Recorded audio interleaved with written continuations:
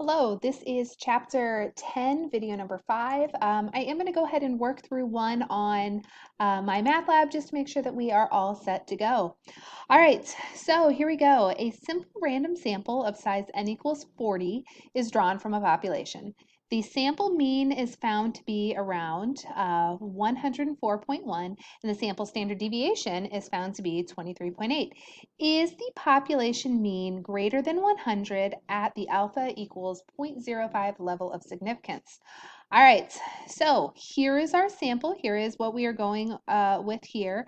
And I want to know, is the population mean actually greater than 100? All right, so our null and alternate hypothesis. Well, we're going to go ahead and assume that we're equal to 100. All right, so ours is going to be, let's assume that we are equal to 100. And then my alternate is, hey, is it greater than 100? So are we greater than 100? Nailed it. Awesome. They did try to trick you there. One of the answers was that your mean is equal to 104.1. No, that is our sample. We want to know, hey, we're trying to check with 100. All right, so first off, are we equal to 100? And then are we greater than 100?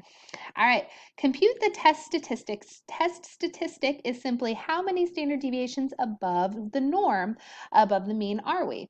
So here we go. If I want to figure out how many standard deviations above the mean are we need to figure out how much greater we are. So our sample was at 104.1. The mean that we are centering this around is 100. And then our standard deviation, don't forget our standard deviation is our sample standard deviation divided by the square roots. So here we go. Our sample standard deviation was, off my screen, 23.8. So our sample standard deviation was 23.8, but this was taken from a sample square root of 40. All right, so we are 1.089524. That is how many standard deviations above we are. So here was our test statistic. Here was our sample mean. We subtracted away from what we were expecting and then divided by our standard deviation. So round to 2 decimal places as needed. We're looking for, is this a z-score or a t-score? Well, this is a mean, so this will be a t-score. And then the test statistic is 1.09. Round to 2 places as decimal places as needed. 0.09 looks good. Let's go ahead and check answer. Got it. All right, now determine the p-value. So be careful here. Just like I said up here, this is a t-value. So we need a t-distribution.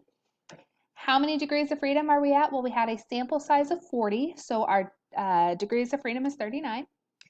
All right, and we want to know, are we bigger than 100? So we are 1.09 standard deviations above.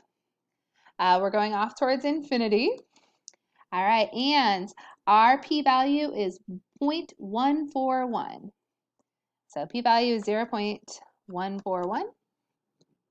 Looks good. Let's go ahead and check answer. Got it. All right, so here's what we need to do. We were looking at a significance level of 0.05. 0.05. So is this enough information to say, oh yeah, we can reject the null and accept the alternate hypothesis? We don't have enough information, so we do not reject the null hypothesis because the p-value is greater than 0.05. So at this level of significance, the population mean is not greater than 100. All right, so let me double check this real quick. So we are not rejecting the null because this p-value is greater than the level of significance. At the 5% level of significance, the mean population is not greater than 100. So we did not get enough information to say that, hey, this mean is not greater than 100. All right, and that is your sample for my math lab. So we're writing our hypotheses. Our test statistic is just saying, hey, how many standard deviations above the mean are we?